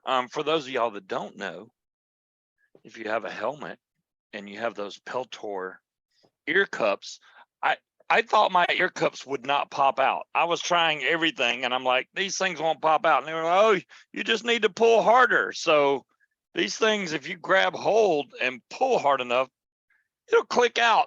But I've been walking around all this time deaf because I couldn't hear anybody. I'm having to hold the ear cup out, and they literally will pop out. I couldn't get mine to pop out. I was scared I was going to break it. You had to pull the crap out of those to pop them out. But yeah. You can also rotate them too, right? Mine don't seem to want to rotate. At least they show that you can rotate them, but I don't. I know mine I can go like this and rotate them back to just behind my ear right there like that. Oh, that would be nice, but yeah, you should be able to just pop when you pop them off like this. You can rotate these forward and backwards, but you got to be careful too, because this is actually a student one. What I wanted to do is basically say, when you buckle your buckle and you are flying, how tight do you have it there, and how in the world does it come off in a crash when it's still buckled? Obviously. wow. My buckle slipped. My buckle went punk. So it's not a great buckle, but it basically came when I looked over at my helmet, for my one picture. I had the chin strap was loose. Funny thing, I'm still using the helmet. Oh my goodness. Want to say hi to Carlos, joined our audio stream through Podbean. So Carlos, welcome. If you want to watch us, go to iflyparamotors.com and you'll be able to watch us live. Why do I do that when you say, when you know that people are listening, right? And then like they can see me, so I'm waving. Oh. Do what? Do what? When you're saying, we have our listeners, the people that are just listening while they're driving or whatever, and you start talking about it, I automatically start waving like they can see me. You know what I'm saying? So anyone that's listening to us, we talked about this a little bit before. We know on the audio podcast we have 62, almost 63,000 downloads and listens. Yeah. We also have the audio and on a different one, we got the videos. So all the people that listen to our show, we just want to say thank you so much for listening to us. And if you're still listening to us after, 2.5 hours, man, you're cool. We love you. Because I tell you what, after the show, I don't go back and listen to my show for 2.5 hours again. I'm telling you, I don't. Yeah. John, I knew your voice long before I saw you on video. So, I mean, most of the time I would listen. I just like tune in to the podcast, Apple Podcast, and as I was driving, listening, and Linda, same thing. Yeah, same thing. Yeah. I knew Linda's voice. And then So- Will said, when I grow up, I'm going to be like Sean. Well, now Will's on two podcasts. Well, three actually, I'm sure, because you've been I wanna on be two, like right? Sean. So Will is on Peter's Your Grandpa's Paramotor podcast on Mondays, and on Tuesdays, what do you and Shane get to do? Me, Shane, and Mark McElroy get together and we talk paramotors or anything else that comes up. You know, it's kind of an open forum, open topic. You never know what we're going to end up talking about. We're subject to talk about first, we're going to talk about paramotors, but after that, it could be cooking, it could be relationships, it could be, I mean, you just have no idea. It just kind of evolves as the night goes on. Very true. Yeah. Yeah, it depends on how much, each one of us has had to drink too. I'm sure that has. I was something gonna do with it. say whiskey. That's always a great topic. He's only on 2. I thought Will Fly was on like 4 different paramotor shows. I don't know. I'm wrong. Oh, man. Scuba gets around. Oh, No, yeah. I don't get around. Will Fly gets around. Every time I do go to different paramotor shows, but every time I go, Will Fly's right there. Why he's will fly. It really is. You go to paramotorpodcasts.com, you'll be able to come here and you'll be able to see that you got Clear Prop TV on Mondays. On Tuesdays, you got Tuesday night hangouts or Tuesday night paramotor hangouts. And you can see the link right here, ppgshane.com. On Wednesday, you got Just Want to Fly at Paramotor Girl. Paragliding Talk .com.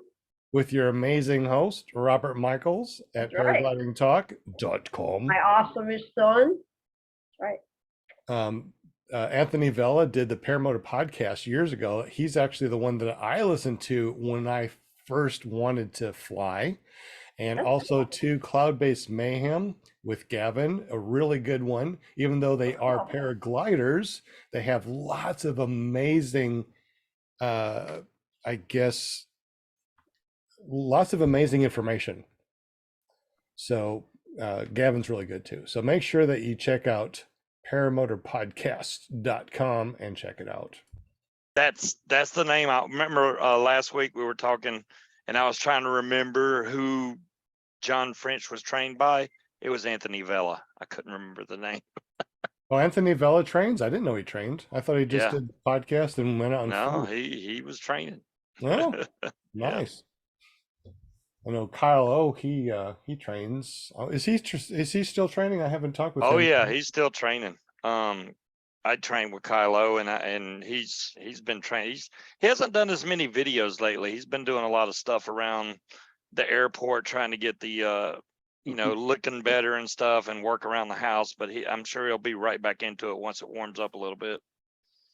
That man does not know how to take it easy. I'm telling you, he's a workaholic. not. He's always he's got 10 things in the fire going at once, but I kind of think that's what makes him happy. I think he enjoys the working hard and he's stuff. got the radio voice though. He's got the voice to do a podcast and to do infomercials and commercials. Anthony is the bomb diggity.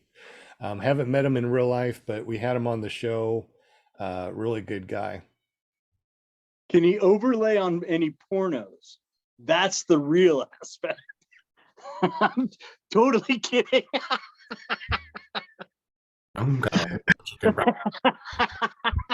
Boom, boom, boom. So on that note, I've got to leave, guys. I've got some people here waiting for me at the house here, but I wanted to thank you a ton for letting me be on the show and awesome to meet all of you. Yeah, same here. Excellent. Yeah, thank you so much, Shane. We appreciate Thank you. Shane. And I see in your thing here it says Shane Collard, adventure driven. I love it. I try to, enjoy life as much as possible in every way, shape, or form. Usually has to do with motors, so that's the driven. There you go. You're welcome back anytime, Shane. Just Awesome. I'd love to be On back. Monday? It was fun. yeah, Fun to just chat come with you on guys. and hang with us. Yeah. Yeah, All right, we'll do it. Like David Proctor, he's on the panel, Scuba Steve, Jim, Will Fly. I mean, we're anytime that you are a guest, you get to be on the panel. I love it. I love it. I'll watch and swing on by again. Thanks a Yeah, ton, you're guys. a natural, Shane. You're a natural. I You don't know are. about Sharing that. your story. You are natural. Take care, Yeah, guys. we Thank all you so laugh. much. Appreciate you guys, and Absolutely. appreciate all you're doing. All Have right. a great Hey, evening. Thank you so We'll much. see you. Hey. Take care, guys. Thanks, Bye. Shane.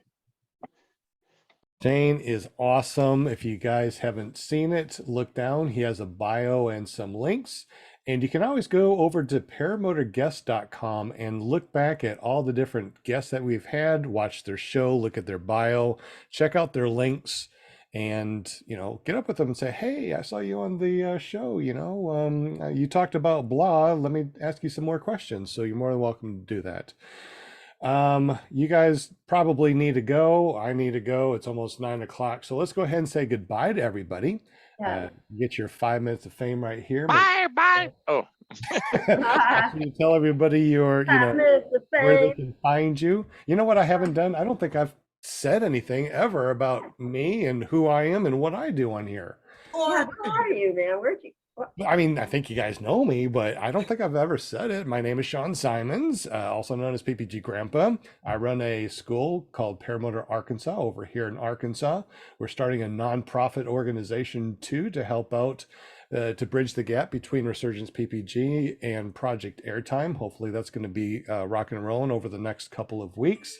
And hopefully by sometime this next year, we'll be full power and rock and roll, helping disabled vets and other people that need gear to get gear and help them to run into the sky. Actually, you can go to runintothe.sky.org and you'll be able to donate and help us get this ball rolling.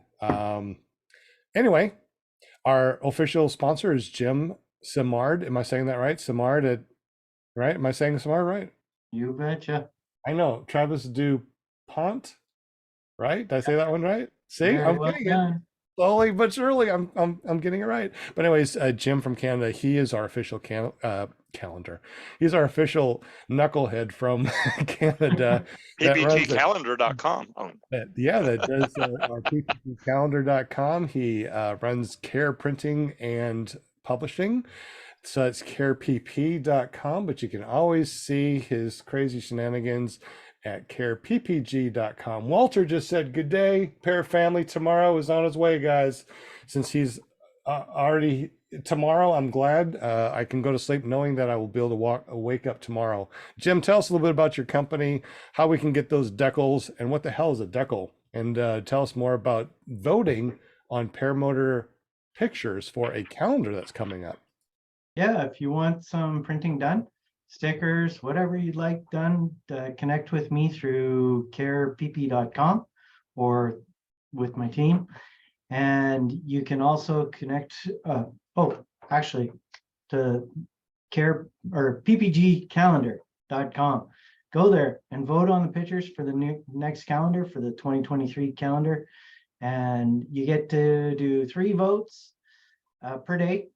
And voting is going to go until the 12th, the end of the 12th.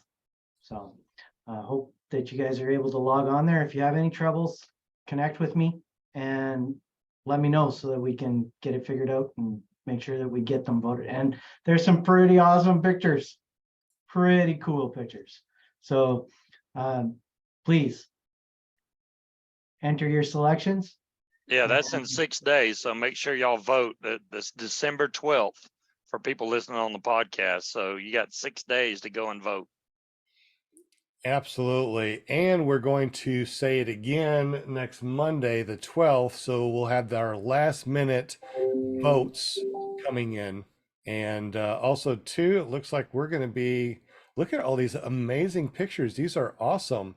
So when is the next one going to be available where we can upload pictures? And how is that going to work? Yeah, I should be able to get that going soon. Just need some time. Oh, you got a page can't be found, it looks like. You bet. I took it off because I wanted people to focus on the voting. Oh, He knows where it is, is what I'm saying. You know where that page is, I'm sure. excellent. Well, thank you very much, Jim, for helping us out. And also, too, you'll be able to buy your calendars over at paramotorcalendar.com. All right.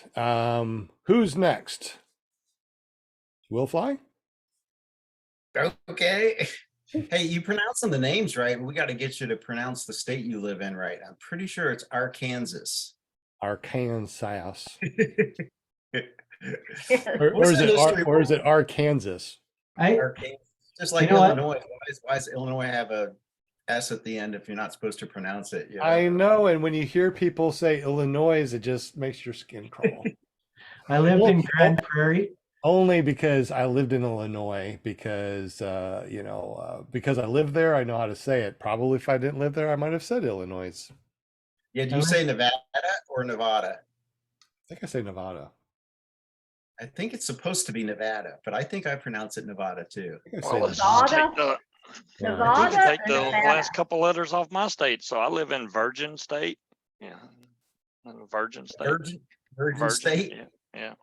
Virgin. Just take the last part off. You know, it's silent. There you go. Okay.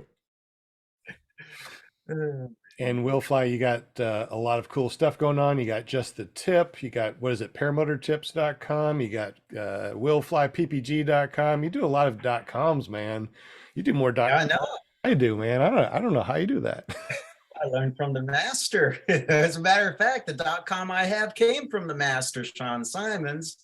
If it weren't for him, I wouldn't have willflyppg.com. So yeah, you can check it out. The videos I do. If you go to willflyppg.com, it'll take you to my YouTube page, or you can go to Will Fly on YouTube. Either way, you know, check it out. We got a show coming up tomorrow night too, Sean. Tomorrow at 8 p.m. Eastern. It's Shane and Mark McElroy and myself. So yeah, check that out. It's called Paramotor Hangout. So let me ask you something real quick. Do you have topics that you talk about, or you just start talking and it comes out?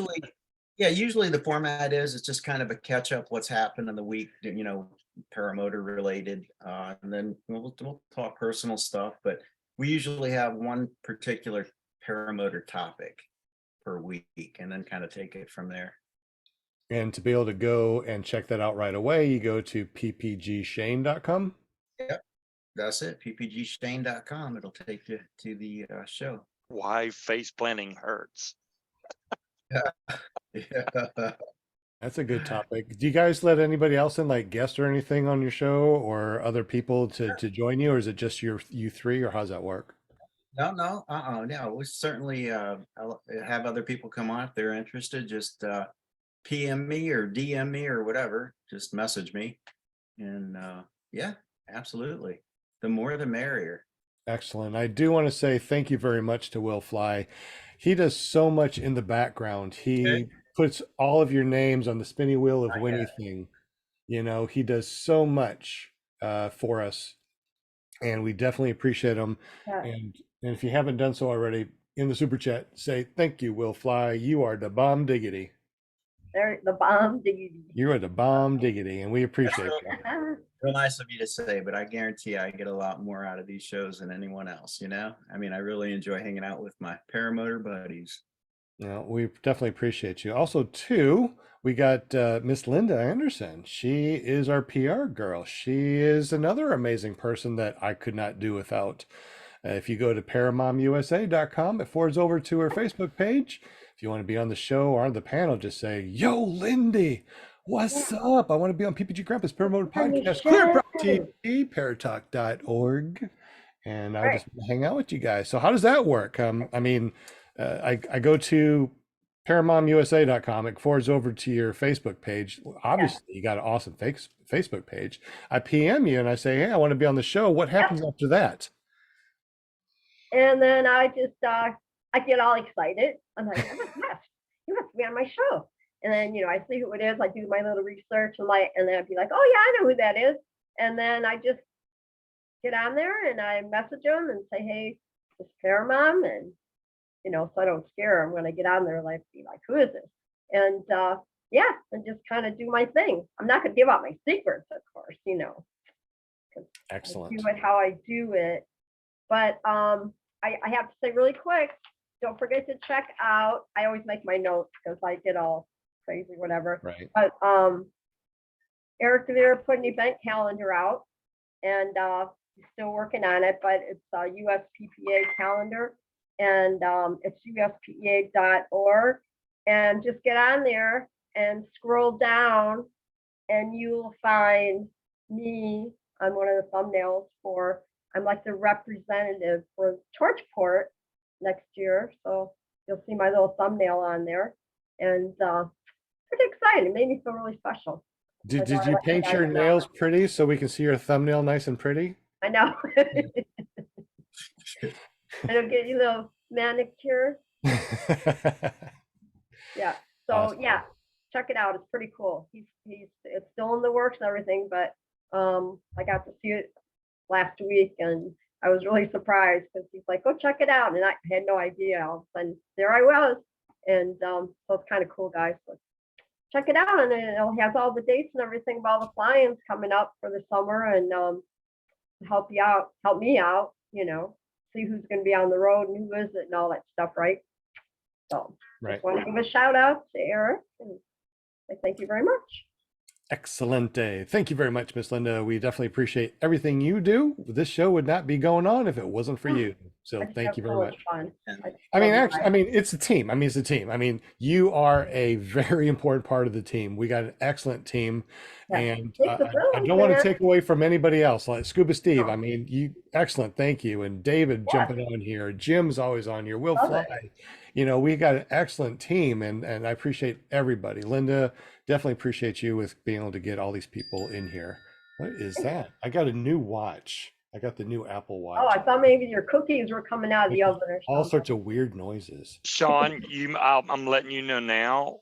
One of these times when you land, it's going to say, "It seems like you suffered a great fall. Do I need to call emergency?" I'm telling you, because it already did it to me. Do we need to call emergency services? No, I'm good. When I come in for a landing, it's like a butterfly. Oh, you might be all right then. Yeah. It says, "Are you a butterfly?" Yes, I am. So thank you, Linda, for everything you do. I appreciate you. And we also, of course, got Scuba Steve. Who would we be without Scuba Steve? I'm just the mouth of the South over here. I mean, you can look me up. I'm paramotordude.com. That'll take you to my YouTube channel, or you can look up Scuba Vapes. I had Jade, just want to fly, and Deweese on this path. I do a show every Friday night, 8 to 10 Eastern. It's mainly about vaping, but we did talk about paramotors. I think it was a 4-hour show Friday. What? 3-hour show. My bad. And we had Deweese and Jade on there, and we were just on there having a good time and talking about paramotor stuff. But yeah, come check it out. What's the name of the show?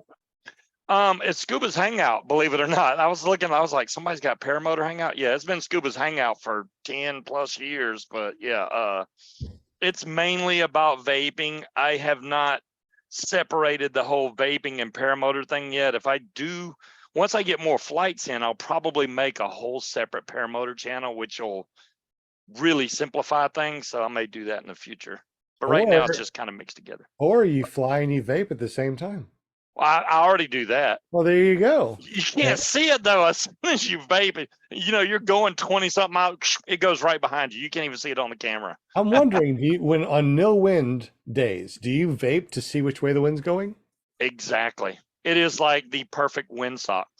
You blow it out, as long as you don't blow, you blow straight up and see which way the vapor goes, and then you're like, okay, that's where my wind is. I wonder who else does that. If you guys are still in the super chat, obviously 16 people are. I know Shane does, but he left. Yeah, not a skinny chef. Who else uses some sort of smoke to check for wind in the morning on no wind? I do that pretty regularly. Yeah.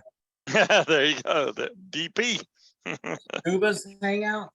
Is that what you said? Scuba's Hangout. Yep. Scuba's Hangout. I see Scuba, and then I see Vapes. Scuba Vapes. Scuba Vapes. That's my channel. I mean, but Paramotor Dude will take you to Scuba Vapes. But yeah, that's my YouTube channel. So go to paramotordude.com so we can see where you are, see your channel, and watch your show. Obviously, nobody called me and said, "Hey, Sean, we're doing a really cool show. It's vaping." Hey, I'll bring you on there anytime you want. Well, if you was awake, I don't know. Grandpa goes to bed early. I tell you, it gets dark here at 5 o'clock, and I tell you by 6, I'm like, I'm going to bed. Matter of fact, I told my wife, I was like, if I didn't have this the podcast to do tonight, I'd go to bed right now, but I gotta go. There you go. And then I said, as I always do, it's just going to be an hour show. 2.5 hours later, we're still on. And 3 hours later, here we are, 7, 8, 9. So it's crazy. Yeah, there we go. We did a 3-hour show, just like you, but There you go. we love 3-hour shows. So, anyways, thank you very much. When is your show gonna? When are you gonna be a guest on this show? When are you? I'm supposed to be a guest in January, but if I can't fly anymore, I'm going to be a really weak guest. I almost want to push Oh, it. Lord, here we go. Uh, We have you down for January 2nd. And so, dude, you're just going to have to suck it up. yeah, and- Paramotor dude, suck it up, man. Acting. I need some triactin for sure. yeah, exactly. So, sorry, you're already committed. Yeah, sorry, I dude. know. I Sorry, know. ParamotorDude.com. Fine, We- I'll we're just- stuck. Right? No turning back now. Put some videos on loop or something. I can run my mouth. I could have 0 videos or pictures and still run my mouth, so we're good. That's you. You have a No, great not you. mouth to run on the show, so something tells me that we'll be doing pretty good. Yeah, I think we'll be all right. Yeah, we'll be all right. Just get out there and fly when it's cold. That way we get a couple of good I'm videos. ready. Yeah, I got well, yeah. heated jacket, heated gloves. I'm good. I just need to heal up a little bit, and I'm gonna be right back out there trying That's again. right. Don't rush it, deal. old man. You Yeah, don't need old the man. accidents. You know what I'm saying? Yeah. Damn old age. Sorry, what are we gonna do with you? This sounds like the after show, but we're still on the air. So let's go ahead and say goodbye to David and get out of here. David, thank you so much for hanging out with us. Thanks, David. Do you want to say anything, or do you want to stay on mute? Yes. Nothing really to add. You guys have a good one. I'll see you next week. Excellent. Thank you so much for Sounds hanging good. out with us, buddy. Safe. Thanks You for guys are scaring me awesome. about the magic wing too. And now that I'm like, oh crap, I need to check my trimmers every day now. Well, I was gonna do that anyway, Just- but Yeah, we can talk about that more later if you want. Just hit me up. And okay. I'll send you some pictures on what the other riser looks like and kind of what to look for. Okay. Maybe Great. Scuba Steve can bring David Proctor back on your show on January 2nd and talk risers and stuff too. There you go. Yeah, All there right. you go. There you go. We're gonna call it an evening. If you guys need to go ahead and go, but we're gonna do an after show privately and talk about some stuff. So if you need to go ahead and go. We appreciate you guys. Any words of wisdom from anybody before we say goodbye to everybody in Paramotor Land? Triactin. Try Birds are walking, it's probably a bad day for flying. if what, Jim? If the birds are walking, it's probably a bad day for flying. I never thought of that, but that's excellent. That's Yeah. excellent. If the birds are walking, don't go fly. You know what my rule is? If my hat flies off because of the wind when I'm out in the field, I don't fly. So that's my rule. Well, that's one way. Yeah. My rule is if the wind blows my wing over, I won't fly. Mm. What do you mean if it blows it over? Like you have it up in a wall and it blows it over, or It blows the back, it blows the leading edge, the trailing edge up over, or it deforms the wing. Yeah, oh, I mean, not that I can't fly, it's just that's just kind of what I go by. excellent. That'd be And safe. you'll- There's and what you'll- you can do and there's what you want to do. After a point, it's no fun to just go up and be bounced around and you'll Yeah. be a long, healthy pilot. Staying nice and easy, not going up when the weather is not good, and checking. I also have rule 2 that if I fail 3 launches, something's wrong and I don't fly that day. Something is wrong. I don't know what it is. It is my equipment, my head. I don't know. But that's happened twice in my career so far. I went out there, failed 3 launches. All right, I'm done. I don't know what happened, but I want to be safe too. All I don't right. have anything special to say, like nothing special like what Jim just said, but I will say fly safe, stay humble, but have fun. Absolutely. It's all about the fun. Really good. There you go. Excellent. All right, we're going to kill the live streams so we can chat a little bit. If you want to stay, you're more welcome to stay. If you cannot, have a great evening, and we'll see you Thank you, tomorrow Chatter. over at ppgshane.com, on Much Wednesday love. over at paramotorgirl.com, and then on Thursday, paraglidingtalk.com.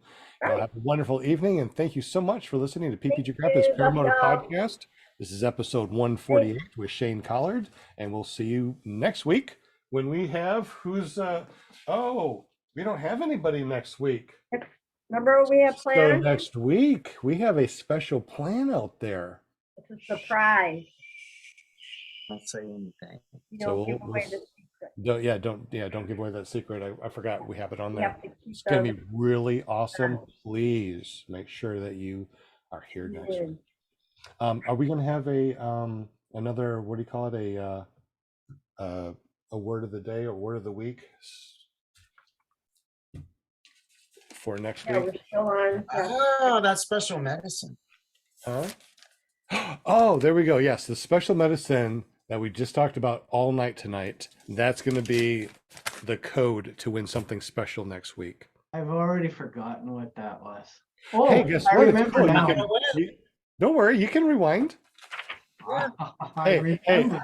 how old are you if you remember Be Kind, Rewind? Oh, yeah. Well, I know how old I am. Oh my I God, I'm remember. old. You're having to pay a special fee if you didn't, you know? Yep. Oh my God. Oh my God. Yeah, kids nowadays, they don't I know. Forgot about that. We had a picture of something, and one of the kids was like trying to zoom in on the picture. We are living in a very interesting time, folks. But anyways, Wow. thank you again, guys, for listening. We got 13 people watching. So we love you, the last Thank 13 you. people that are watching, and the 20 Much people that love. gave us thumbs up. You guys are awesome. And we'll see you next week on PPG Grandpa's Paramotor I'll be Podcast. safe. Stay healthy. Stop the live stream, and we still got the audio going. So what do we want to say anything to all the special people out there that are still listening to the audio part?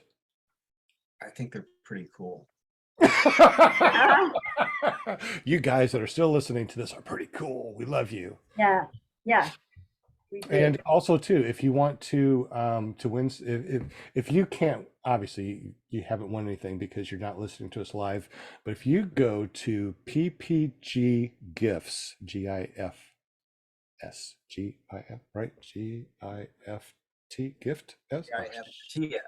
Yeah, gift. Depends on whether it's a This gift is- or yeah, it's a gift. Not a gift like a JPEG. picture, but a gift as it's a gift towards you. We have some things that are free and or very, very cheap just for people that listen to this. So make sure you go and check that out. And we will see you next week. Have a great evening. Bye-bye. Peace out. Peace. Bye. And we are clear.